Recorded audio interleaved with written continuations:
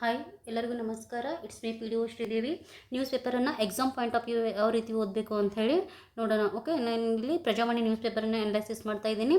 ಇವತ್ತು ಜುಲೈ 1ನೇ ತಾರೀಕಿಂದ ನೋಡೋಣ. ಓಕೆ, ಏನು ಹೇಳ್ತಾ ಇದ್ದಾರೆ? ಡ್ರಗ್ಸ್ ಮುಕ್ತ ಕರ್ನಾಟಕಕ್ಕೆ ಗುರಿ, ಆಪರೇಷನ್ ರೈಸ್ ಬೇಡ ಬ್ರೋ ಅಭಿಯಾನಕ್ಕೆ ಏನಂತಂದರೆ CM ಚಾಲನೆ ಅಂತ ಹೇಳ್ತಾ ಇದ್ದಾರೆ. ಅಂದರೆ ಇಲ್ಲಿ ಯಾವ ರೀತಿ ಕ್ವಶನ್ಸ್ ಬರುವಂಥ ಚಾನ್ಸಸ್ ಇದೆ ಅಂತಂದರೆ, ಇತ್ತೀಚೆಗೆ ಆಪರೇಷನ್ ರೈಸ್ ಮತ್ತು ಬೇಡ ಬ್ರೋ ಅನ್ನೋದು ಏನು ಅಭಿಯಾನ ನ್ಯೂಸ್ನಲ್ಲಿತ್ತು.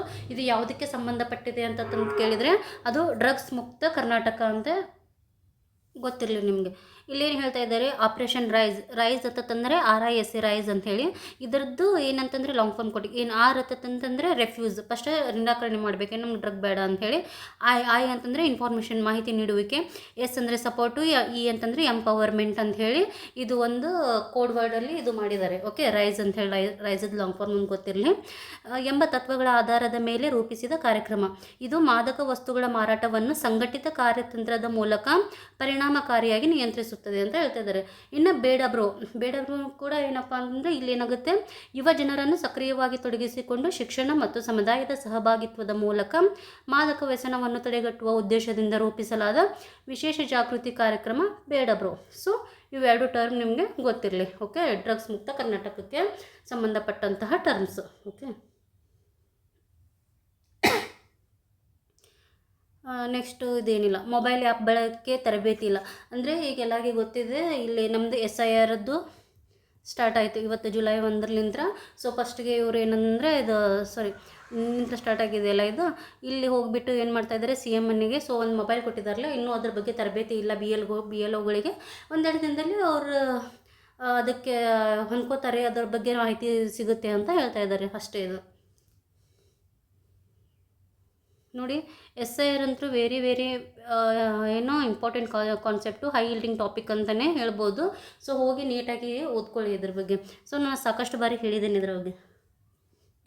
ಇದೆಲ್ಲ ಇದು ನೋಡಿ, ಎಲ್ ನಿನೋ ಮತ್ತು la nino concept very important geographically ಅಂತ ಹೇಳ್ಬೋದು. ಓಕೆ, ಆಲ್ರೆಡಿ ಇದ್ರ ಮೇಲೆ ಏನಂತಂದರೆ ಕ್ವಶನ್ಸ್ ಆಗಿದೆ. ಎಲ್ ನಿನೋ ಮತ್ತು ಲಾನ್ ನಿನೋ. ಎಲ್ ನಿನೋ ಅಂತಂದರೆ ಏನು, ಇದ್ರ ಎಫೆಕ್ಟ್ ಏನಾಗುತ್ತೆ, ಯಾವಾಗ ಇದು ಉಂಟಾಗುತ್ತೆ ಅಂತ ಹೇಳಿ ಹೋಗಿ ಒಂದು ಸ್ವಲ್ಪ ನೀಟಾಗಿ ಏನಂತಂದರೆ ಸ್ಟಡಿ ಮಾಡಿ. ಓಕೆ, ಇದರದ್ದು ಎಲ್ ನಿನೋ ನೋಡಿಲ್ಲ. ಎಲ್ ನಿನೋ ಅಂತಂದರೆ ಜುಲೈನಲ್ಲೂ ಮಳೆ ಕೊರತೆ, ಅಂದರೆ ಎಲ್ ನಿನೋ ಉಂಟಾದರೆ ಮಳೆಯ ಕೊರತೆ ಉಂಟಾಗುತ್ತಂತೆ.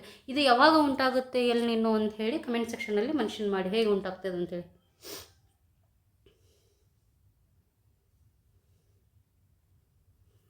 ಇದು ಸಂಕಷ್ಟ ಹೆಚ್ಚಿರುವ ಗ್ರಾಮ ಭಾರತಕ್ಕೆ ಬೇಕು ಹಿಂದಿದ್ದ ಉದ್ಯೋಗ ಖಾತ್ರಿ. Very important. ನಾನು ಐ ಥಿಂಕ್ 4-5 ಬಾರಿ ಹೇಳಿದ್ದೀನಿ. ಪ್ರಸ್ತುತ ಇರುವ ಮನರೇಗಾ ಸ್ಕೀಮನ್ನು ರಿಪ್ಲೇಸ್ ಮಾಡಿ PBG ರಾಮ್ಜಿ ಸ್ಕೀಮನ್ನು ತೊಗೊಂಡು ಬಂದಿದ್ದಾರೆ ಅಂಥೇಳಿ. ಇವತ್ತು ಜುಲೈ 1ರಿಂದ ಇದು ಆಫಿಷಿಯಲಿ ಏನಂತಂದರೆ ಇಂಪ್ಲಿಮೆಂಟ್ ಆಗ್ತಾಯಿದೆ ಎಲ್ಲ ಪಂಚಾಯತಿಗಳಲ್ಲಿ. ಸೊ ವೆರಿ ಇಂಪಾರ್ಟೆಂಟ್ ಸ್ಕೀಮ್ ಇದು, PBG ರಾಮ್ಜಿ ಮತ್ತು ಮನರೇಗಾ. ನಾನು ಹೇಳಿದ್ದೆ ಎರಡನ್ನೂ ನೀಟಾಗಿ ಓದ್ಕೊಂಡ್ಬಿಟ್ಟು ಎರಡರದ್ದು ಡಿಫ್ರೆನ್ಸ್ ತಿಳ್ಕೊಳ್ಳಿ ಅಂತ ಹೇಳಿ. ಸೊ ಹೇಳ್ತಿದ್ದಾರೆ ನೋಡಿ, ಫಸ್ಟ್ ಏನಂತಂದರೆ ಕೂಲಿ ಮಟ್ಟದಲ್ಲಿ ಮನರೇಗಾ ಸ್ಕೀಮ್ದಲ್ಲಿ 100% ನಮ್ಮದು ಕೇಂದ್ರ ಸರ್ಕಾರ ಭರಿಸ್ತಿತ್ತು. ಸೊ ಇವಾಗ ಏನು ಮಾಡ್ತಾ ಇದ್ದಾರೆ, ಆ ಕೂಲಿ ಮೊತ್ತದಲ್ಲಿ 100 ಇತ್ತಂದರೆ 16 ಕೇಂದ್ರ ಕೊಡ್ತೀವಿ, ಇನ್ನು 40 ನೀವು ರಾಜ್ಯ ಸರ್ಕಾರಗಳು ಭರಿಸ್ಕೋಬೇಕು ಅಂತ ಹೇಳ್ತಾ ಇದ್ದಾರೆ. ಇದು ಮೇನ್ ಒಂದು ಡಿಫ್ರೆನ್ಸು. ಸೊ ಇನ್ನೊಂದು ಡಿಫ್ರೆನ್ಸು 100 ಡೇಸ್ ಏನು ಮಿನಿಮಮ್ ಒಂದು ಕುಟುಂಬಕ್ಕೆ 1 ವರ್ಷಕ್ಕೆ 100 ಡೇಸ್ ಇದ್ದಿದ್ದು 125 ಡೇಸ್ ಆಗಿದೆ, ಅದು ಒಂದು. ನೆಕ್ಸ್ಟ್ ಏನು ಗೊತ್ತಾ, ಇನ್ನೊಂದು ಇಂಪಾರ್ಟೆಂಟ್ ಫೀಚರ್ಸು ನೋಡಿ. ಈ ಸ್ಕೀಮಲ್ಲಿ PBG ರಾಮ್ಜಿ ಸ್ಕೀಮಲ್ಲಿ ಏನಾಗ್ತದೆ ಅಂತಂದರೆ, ಈ ಒಂದು ಕೃಷಿ ಋತು ಅಂತಂದರೆ ಇವಾಗೆಲ್ಲ ಏನಂತಂದರೆ ರೈನಿ ಸೀಸನ್ ಆಗಿಬಿಟ್ರೆ ನಮ್ಮದೇನು ಬಿತ್ತನೆ ಸ್ಟಾರ್ಟ್ ಆಗುತ್ತಲ್ಲ, ಆ ಬಿತ್ತನೆಯ ಸಮಯದಲ್ಲಿ ಅಂದರೆ ಕೃಷಿ ಋತುವಿನಲ್ಲಿ 60 ದಿನಗಳ ವಿರಾಮದ ಷರತ್ತನ್ನು ವಿಧಿಸಿರುವುದು ಮತ್ತು ಅನುಷ್ಠಾನದ ಇತರೆ ಕೆಲವು ನಿರ್ಬಂಧಗಳನ್ನು ಹಾಕಿರುವುದು. ಅಂದರೆ ಇಲ್ಲಿ ಗೊತ್ತಿರಲಿ, PBG ರಾಮ್ಜಿ ಸ್ಕೀಮಲ್ಲಿ ಕೃಷಿ ಋತುವಿನಲ್ಲಿ 60 ದಿನಗಳ ವಿರಾಮದ ಷರತ್ತನ್ನು ವಿಧಿಸಿದೆ. ಅಂದರೆ 60 ದಿನಗಳ ವಿರಾಮದ ಒಂದು ಕ್ಲಾಸ್ ಇದೆ ಅಂತ ಹೇಳಿ ನಿಮಗೆ ಗೊತ್ತಿರಲಿ. ಓಕೆ, ಹೋಗಿ ನೀಟಾಗಿ ಏನಂತಂದರೆ ಇದರ ಫೀಚರ್ಸ್ ಓದ್ಕೊಳ್ಳಿ, ಮತ್ತು ಏನು ಡಿಫ್ರೆನ್ಸ್ ಏನಿದೆ ಅಂಥೇಳಿ ತಿಳ್ಕೊಳ್ಳಿ. ಇದು HYT ಹೈ ಈಲ್ಡಿಂಗ್ ಟಾಪಿಕ್ ನಮ್ಮದು. ಆಲ್ರೆಡಿ ಕ್ವಶನ್ ಆಗಿದೆ, ಮುಂದೂ ಕೂಡ ಏನಂತಂದರೆ ಕ್ವಶನ್ ಬರುತ್ತೆ 1 ಆರ್ ಅದರ್ ವೇ. ಓಕೆ, ಇದು ಬೇಡ. ಸೊ ಅಡಿಕೆಗೆ ಬಣ್ಣದ ಕಳಂಕ ಅಂತ ಹೇಳಿ ಹೇಳ್ತಾ ಇದ್ದಾರೆ.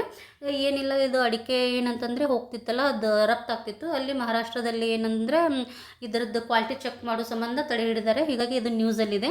ಸೊ ಇಲ್ಲಿ ನಿಮಗೆ ಏನು ಗೊತ್ತಿರಬೇಕು ಅಂತಂದರೆ, ಹೋಗಿ ಅಡಿಕೆ ಬಗ್ಗೆ ಅಂದರೆ ಬೇಸಿಕ್ಕಾಗಿ ಅಡಿಕೆ ಬೆಳೀಲಿಕ್ಕೆ ಏನು ಒಂದು ಕಂಡೀಷನ್ಸ್ ಬೇಕಾಗ್ತವೆ ಜಿಯೋಗ್ರಫಿಕಲಿ, ಮತ್ತು ಭಾರತದಲ್ಲಿ ಮತ್ತು ಕರ್ನಾಟಕದಲ್ಲಿ ಅತಿ ಹೆಚ್ಚು ಒಂದು ಅಡಿಕೆ ಬೆಳೆಯುವಂತಹ ಪ್ರದೇಶಗಳು ಯಾವುವು ಅಂತೇಳಿ ತಿಳ್ಕೊಳ್ಳಿ, ಮತ್ತು ಅದನ್ನು ಕಮೆಂಟ್ ಸೆಕ್ಷನಲ್ಲಿ ಮೆನ್ಷನ್ ಮಾಡಿ. ಓಕೆ.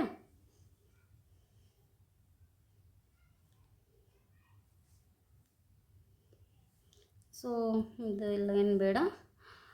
ಸೆಣಬು ಹದಿಗೊಳಿಸುವ ಸೆಣಬು ನಮ್ಮದು ಜೂಟ್ ವೆರಿ ಇಂಪಾರ್ಟೆಂಟ್ ಅಂತ ಹೇಳ್ಬೋದು. ಹೈ ಯೀಲ್ಡಿಂಗ್ ಟಾಪಿಕ್ ಇದು. ಹೋಗಿ ನೀಟಾಗಿ ಇದ್ರ ಮೇಲೆ ಆಲ್ರೆಡಿ ಕ್ವಶನ್ಸ್ ಆಗಿದೆ ಜೂಟ್ ಮೇಲೆ. ಏನು ತಿಳ್ಕೊಬೇಕು ನೀವು ಇದ್ರದ್ದು, ಜೂಟನ್ನು ಬೆಳೀಲಿಕ್ಕೆ ಯಾವ ಒಂದು ಕಂಡೀಷನ್ಸ್, ಜಿಯೋಗ್ರಫಿಕಲ್ ಕಂಡೀಷನ್ಸ್ ಇರಬೇಕು, ಮತ್ತು ಜೂಟನ್ನು ಬೆಳೆಯುವ ಭಾರತದ ಪ್ರಮುಖ ರಾಜ್ಯಗಳು ಯಾವುವು ಅದೊಂದು ತಿಳ್ಕೊಳ್ಳಿ, ಮತ್ತು ಜಗತ್ತಿನಲ್ಲಿ ಯಾವುದು ಅಂತ ಹೇಳಿ ತಿಳ್ಕೊಳ್ಳಿ. ಕಮೆಂಟ್ ಸೆಕ್ಷನಲ್ಲಿ ಭಾರತದಲ್ಲಿ ಜೂಟ್ ಬೆಳೆಯುವ ಪ್ರಥಮ 2 ರಾಜ್ಯಗಳು ಯಾವುವು ಅಂಥೇಳಿ ಕಮೆಂಟ್ ಸೆಕ್ಷನಲ್ಲಿ ಮೆನ್ಷನ್ ಮಾಡಿ. ಓಕೆ. ಇದೆಲ್ಲ ಏನು ಬೇಡ. ಹಾಂ, ಸಿಂಧು ಜಲ ಒಪ್ಪಂದ ಈಗಲೂ ಕ್ರಮಬದ್ಧ. ಅಂದರೆ ಭಾರತ ಮತ್ತು ಪಾಕಿಸ್ತಾನ ಮಧ್ಯೆ ಸಿಂಧು ಜಲ ಒಪ್ಪಂದ ಆಗಿತ್ತು. ಸೊ ಇವಾಗ ಏನು ಹೇಳ್ತಿದೆ, ಇಂಡಿಯಾ ನಾವು ಇದರಲ್ಲಿಂದ ಹೊರ ಬರ್ತಿದ್ದಾವೆ ಅಂತ ಹೇಳ್ತಾ ಇದ್ದಾರೆ. ಬಟ್ ಅದಕ್ಕೆ ಪಾಕಿಸ್ತಾನ ಇಲ್ಲ ಆ ರೀತಿಯನ್ನು ಆಗೋದಿಲ್ಲ. ಸೊ ಇದ್ರದ್ದು ಒಂದು ಒಪ್ಪಂದದ ಪ್ರಕಾರನೇ ಹೋಗಬೇಕು ಅಂತ ಹೇಳಿ ಹೇಳ್ತಾ ಇದ್ದಾರೆ. ಹೋಗಿ ನೀಟಾಗಿ ಒಂದು ಸ್ವಲ್ಪ ಸಿಂಧು ಜಲದ ಒಪ್ಪಂದ ಬಗ್ಗೆ ನೋಡ್ಕೊಳ್ಳಿ. ಎಸ್ಪೆಷಲಿ ಏನಾಗ್ತಂದರೆ, ಸಿಂಧು ನದಿ ಎಲ್ಲಿ ಒರಿಜಿನ್ ಆಗುತ್ತೆ, ಅದರ ಟ್ರಿಬ್ಯೂಟರಿ ಯಾವ್ದು ಅಂತೇಳಿ ವೆರಿ ಇಂಪಾರ್ಟೆಂಟ್ ಕಾನ್ಸೆಪ್ಟು. ಅದನ್ನು ಓದ್ಕೊಂಡ್ಬಿಟ್ಟು ಕಮೆಂಟ್ ಸೆಕ್ಷನಲ್ಲಿ ಸಿಂಧು ನದಿಯದ ಒಂದು ಟ್ರಿಬ್ಯೂಟರಿ ಯಾವುದು ಅಂತ ಹೇಳಿ ಮೆನ್ಷನ್ ಮಾಡಿ. ಓಕೆ. ಇದೆಲ್ಲ ಫಿಲ್ಮಿ ನ್ಯೂಸ್ ಇದೆ, ಇದೆಲ್ಲ ಏನು ಬೇಡ.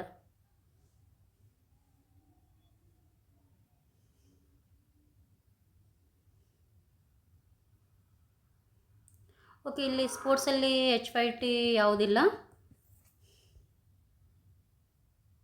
ಓಕೆ. ನಾನು ಯಾವುದು ಹೈ ಯೀಲ್ಡಿಂಗ್ ಟಾಪಿಕ್ ಅಂತ ಹೇಳಿದ್ದೀನಲ್ಲ, ಹೋಗಿ ಅವುಗಳನ್ನ ನೀಟಾಗಿ ಓದ್ಕೊಳ್ಳಿ. Okay. Thank you one and all.